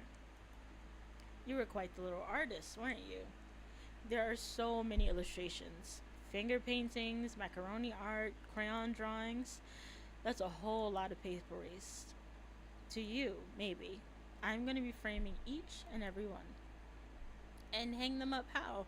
The landlord doesn't want anything to happen to the walls. You underestimate me. I've never lost a single penny from a security deposit before, and I don't plan on it happening now. Lorenn continues to unpack your childhood toys, books, participation awards, a lovesick smile plastered on his face. He freezes, suddenly, eyes glued to the bottom of the box. Oh my god. What is it, a picture? Is this... Oh god. Is this you dressed as a teddy bear? Oh gosh. Lorenn pulls out the photo, giggling. Indeed, there you are, dressed up in a far too big bear suit on Halloween. You had to be 4 or 5 years old. You're forced to watch as Lorenn hums and coos at the photo, at your childhood humiliation. You swipe at him. Alright, you've had your fun. Hand that back or I'm sitting on you. I'm sure he's not going to complain about that at all. I failed to understand how that's meant to deter me. I'd suffocate you. God, I hope so. Oh my goodness. Sorry, inside thought. Maybe all the dust is getting to his head. I was gonna go in order, but I want to see what's in the black and yellow thing. This box is more black and yellow than a swarm of bees. How in God's name did you not see this one earlier? Is this caution tape? Yes. Why? Why else would you put caution tape around something? It's not as bad as whatever you're imagining. You're the one who covered the box in police tape. Caution tape. And it was on sale, that's all. Okay, then why did you wrap it up like a damn safe? Have you ever heard of Pandora's box? So you're not even allowed to open it yourself. Only under extreme circumstances. Your jaw hasn't left the floor this entire conversation. Also, this is a whole lot of scrutiny coming from someone who owns an actual safe. A safe I can access with ease. I never said I had any difficulty at assessing the contents of that box. Open it up! There must be a trick to open it. He's a secretive man. Can we give it a little shake? What is in there? There must be a trick to opening it somewhere. Step away from the box. Don't let me tell you again. Or what? Yeah, or what? What are you gonna do? You really are a brat, aren't you? Not to worry, I'll keep that in mind. I've got more than one way to make you listen to me. You gonna show me now or now? Ain't no later. Now. Now you're really starting to worry about what's in the box. Ayo, are we ever going to know what's in the box? Is that gonna be in the DLC? You slide over an unlabeled box, light and otherwise unremarkable. You'd be forgiven for assuming it was empty. Was that far from the truth? You flip the lid to find the box stuffed corner to corner with honey. Are honey flakes that good?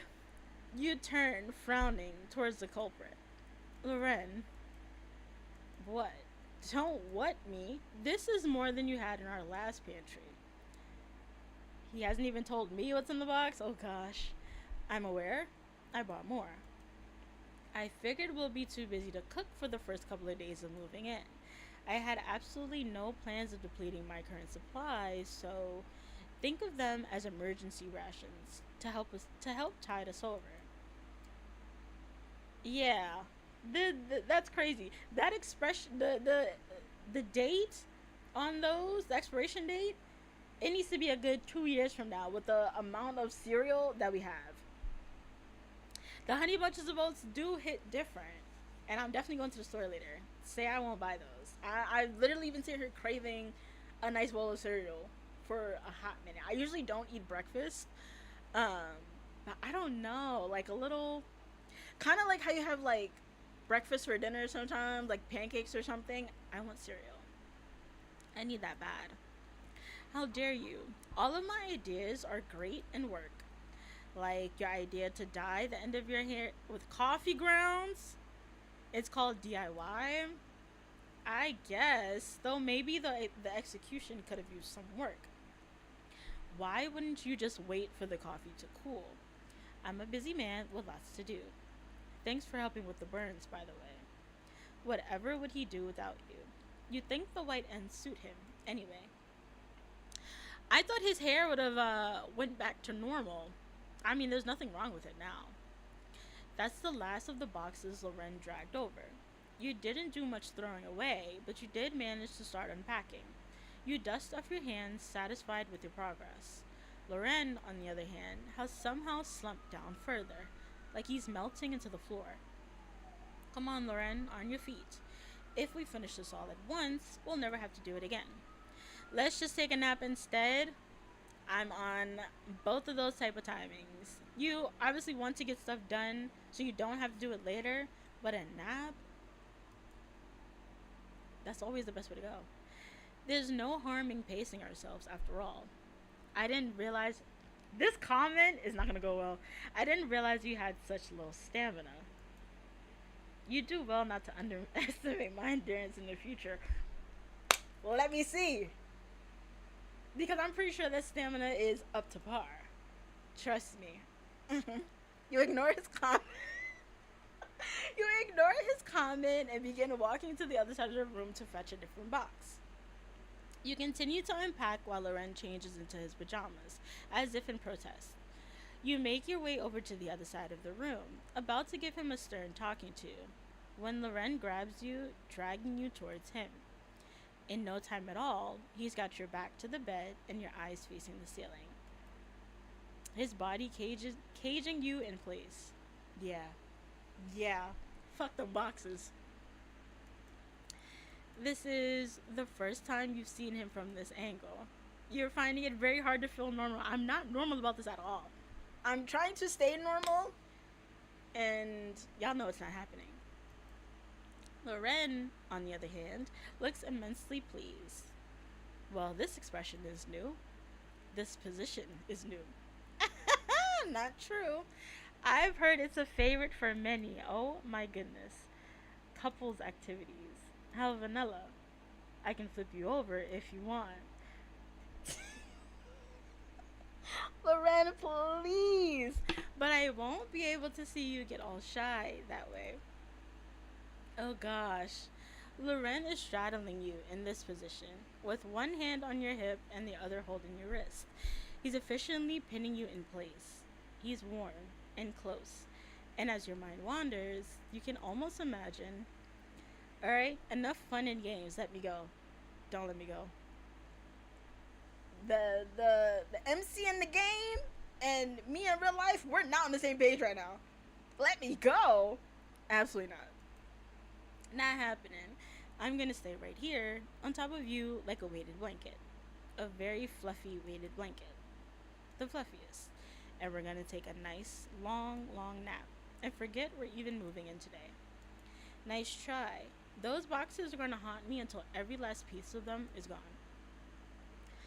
Nah, let's stay just like this. It took you months to fully unpack your suitcases at our old place. No, seriously. That's because I'm used to picking up and moving the moment I've settled down. But this place is different. I know I don't have to be. Oh my goodness. I know I don't have to worry about being kicked out or overstaying my welcome because. Lorenn presses a light kiss to your forehead. That only means there's even less of a reason for us to rush.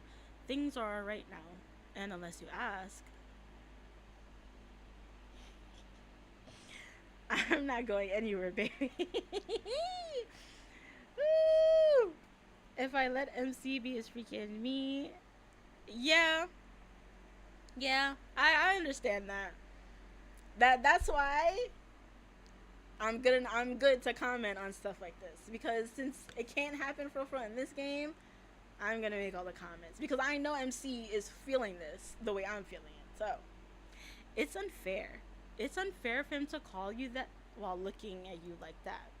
You like that, didn't you? Hell yeah. Hell yeah. And here I was, worried it'll sound awkward coming out of my mouth. As most things do, I'm gonna start biting. Do it. And in none of the places I have a feeling you like. He's having way too much fun being on top of you, isn't he? We should flip his ass over. Alright, Lorenn, I guess we can chill in the bed for a bit. But you're gonna have to give me something to do with my hands. Otherwise, yeah. We can touch too. You're asking to touch me. In very innocent ways, I assure you. Not innocent. You've got so much lovely hair I could braid. This is true. Pretty lashes, soft features. Exactly. Need to do so immediately. We gotta take control. We gotta take control back. Because all of a sudden he's super duper bold. And I like that. But we gotta bring it back though. You trail a hand down his face and he leans into your touch. Slowly you trace your touch lower. Before running both hands down the front of his torso. All this free real estate too. Now it stopped that. When he was doing the touch, it was okay. Now he's getting shy. I believe I told you before, but my body right now, it's... Hold on.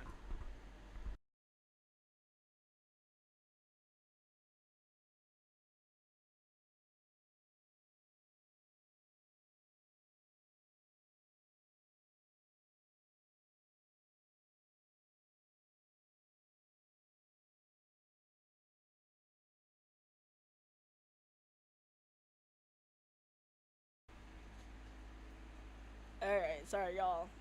Sensitive. Very. Have mercy, please. Or we really won't be doing any unpacking today. Or have you changed your mind about that? My mind has changed. Forget the unpacking. I'm trying to unpack. Y'all know where I'm going with that. Y'all know where I'm going with that. We're done!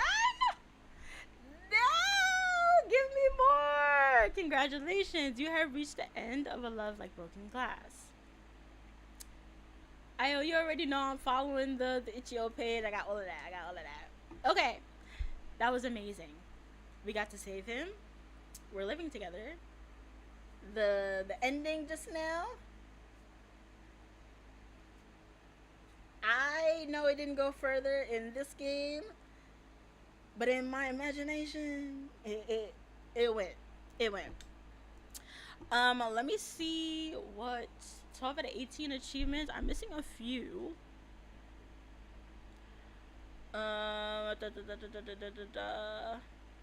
And I feel like some of these achievements that I missed, I feel like I know exactly where I missed them. I'm so glad you had fun. I had a great time. That was more than just fun. I can't wait till the DLC comes out. I know that it's very hard work, especially being a indie developer. I'm being patient, but I'm also being impatient because I need more. I am patiently waiting. I know your hard work. It's amazing. So thank you so much for sharing your game with me because I had a great time. It was so great. Love the story, the CGs, the backgrounds, everything about it. The level of freak. I mean, yes, freak included, but I just need to see Lorenn again. That's all. I'm cracking up. Hold on. People are like texting me more now. Yeah, wait. Actually, let me see. Let me go to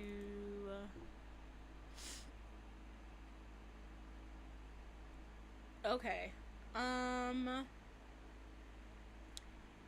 looking at the achievements, y'all.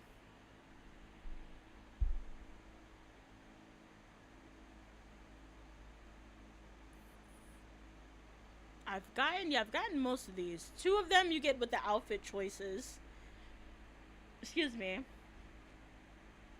Make Lorenn extra jealous. I feel like if we ate the cupcake in front of him that day, I think that's when we get that achievement. So I'm gonna go back and play that, of course. Mess up the gingerbread house, and y'all know we didn't do that. We did a good job with the gingerbread house.